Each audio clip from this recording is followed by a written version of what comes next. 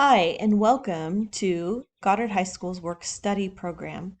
I wanted to make a quick video so that you knew exactly how things should be turned in for this course.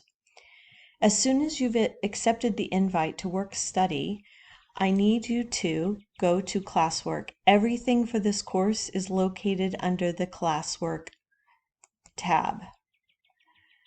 The first thing I want to talk about is this employment personal contact information. This is required. Before we get started in the semester, you need to fill this out as soon as possible. You need to fill out all the information on the form. Failure to fill out this form on time by August 18th at midnight may exclude you from the program. If excluded from the work-study program, you will be immediately enrolled in on-campus classes. So it's just a straight Google form. You need to fill this out before August 18th at midnight. If I do not have this information by then, I will give that list of names to the counselor and have her begin the enrollment process. So please make sure and do that as soon as possible. The next important tab on here are the weekly reports and pay stubs. You are required to turn in a weekly report once a week, and you are required to turn in evidence of your pay stub, of your employment, here. So I've put those all together in this one section here. All weekly reports and all pay stubs are turned in here. So I need to take a look at this with you. You're going to click every time you get paid or you need to turn in a weekly report, you're going to click on this icon.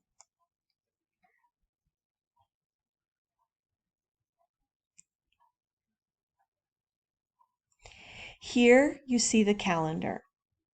As you can see, weekly reports are due every Saturday. Late weekly reports will not be accepted. So if you submit it on Sunday, you will not receive a score for that weekly report. So I would suggest that you put an alarm on your phone that rings every Friday or Saturday to remind you to take care of this weekly report. There are 16 of them and they are due every Saturday.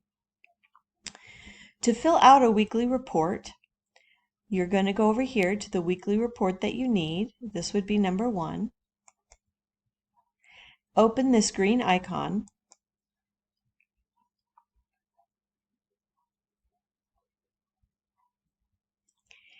And fill out these 5 questions here. And once again, I would like to stress, weekly reports are due every Saturday. Late weekly reports will not be accepted. Set an alarm on your phone for either Friday or Saturday so that you remember to turn these in. You're going to do that for all 16 weeks of the weekly reports. Now let's talk about pay stubs. Pay stubs will be graded in 2-week blocks. So if you look at the calendar here, this is August. Somewhere between August 22nd and September 4th, you need to turn in a pay stub. This will be for weeks 1 and week 2. Now it is regardless of whether you're paid once a week or once every 2 weeks, you will fill out the weekly report, the pay stub. So let's take a look at weeks 1 and 2. This is where you're going to submit your evidence of your pay stub. So we click on that. We click on the green box. Now remember, this is for week 1 and week 2. If you are paid once every 2 weeks, you will only need to fill out this one. So if you are paid weekly, you're going to fill out week 1 and week 2. If you're paid once every 2 weeks, you only need to fill out 1. So here are the questions. What was the pay period of this pay stub evidence? So did the pay period begin on Monday, August 27th and ended? You need to put the pay stub pay period in that box. Very important. How many hours did you work? And then you need to take a picture and upload that picture here as your evidence. Now, if you're paid every week, you will do the same thing for week 2. Last year, quite a few students had more than one job. If you have an additional job, you will need to put that pay stub here and upload a picture. When you are done, you will click Submit, and then I will have a record of your pay stub evidence. You will need to do that for these weeks right here. Now, I realize that your pay ending is not going to neatly fall into these squares. So judge which pay period you are wanting to submit for. Please pay attention to this. I had people who were turning in pay stubs, in the latter portion of the semester, but were labeling it as pay stub 1 and 2. Please try to aim your evidence somewhere in these blocked out periods. I realize it doesn't fit neatly into there, but try to gauge as best you can which pay period your pay stub represents according to the calendar. Now, once a week, I will put the scores in for the weekly reports, and I will track your hours on the hour tracker. This is our hour tracker for this year, and it will add automatically the hours when I put them in so that you can keep track of how many hours you need to pass the course and how many hours you have collected so far. Now, because this form is blank, I will show you last year's. And as soon as you've reached your goal, I will highlight you in yellow. So here you can see it was a short semester because of COVID, but the hours they needed they needed 180 hours total. So every time they turned in a pay stub, I would update this once a week, putting in the hours to see if they made their goal.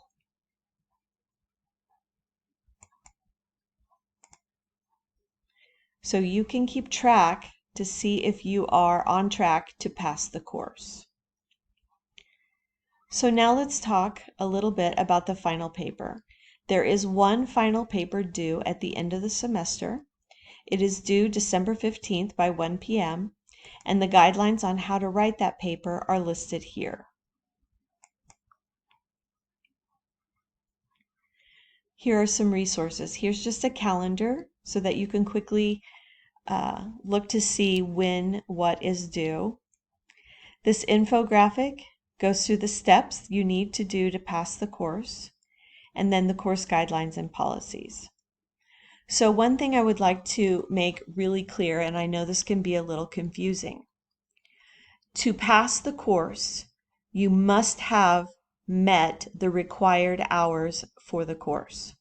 So if you enrolled in one course, you have to meet those hours. If you enroll in more than one section of this course, you must make those hours. And that's where this hour tracker comes in really handy, because you can always tell where you are in your progress. Now, so the first thing I do at the end of the semester is I figure out, do you pass or do you fail? The second thing I figure out is if you pass, in other words, if you have met your hours, what is your letter grade going to be? And that is determined by, did you turn in your weekly reports? Did you turn in your pay stubs on time? Did you write a final paper? And what was your employee evaluation like? That will determine your grade. So when you see your grade on Skyward, and perhaps you've turned in all your weekly reports, and you get a great employer evaluation, and Skyward appears to tell you that you have an A in the class, keep in mind that A will become an F if you do not turn in the required number of hours. You cannot pass the course without turning in the required amount of hours. Here is a quick infographic I made to let you kind of see the steps you need to take. The first step is fill out that personal and employee evaluation information sheet.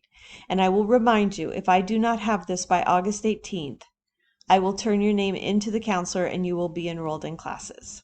I am not going to chase down and try to figure out where you're working. This is one of your very first responsibilities. You need to get this information to me as soon as possible, and it needs to be before August 18th. All the information on this is mandatory.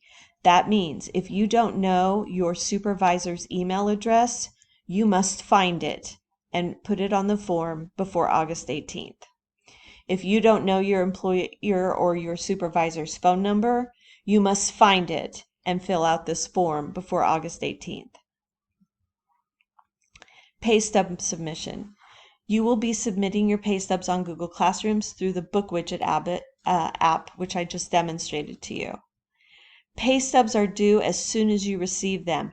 Do not dump 5 pay stubs on me in the middle of the semester. You get paid, you turn it in. You get paid, you turn it in. Weekly reports. A weekly report is due every week, every Saturday, for a total of 16 weekly reports. Anything turned in after Saturday will not be counted. The final paper is due at the end of the semester. Paper requirements and due date are listed on Google Classroom. I will update your hours at least once a week. You can monitor your work totals on the hour tracker in Google Classroom. You cannot pass this course without meeting the hour total requirements. Make sure you know and understand how to turn in the requirements for this course in Google Classroom. And you can view the calendar by clicking here, or you can view the calendar by clicking here. Please let me know if you have any questions. You can contact me with my email address, which is listed here. I look forward to a great semester. I will be talking to each of you very soon.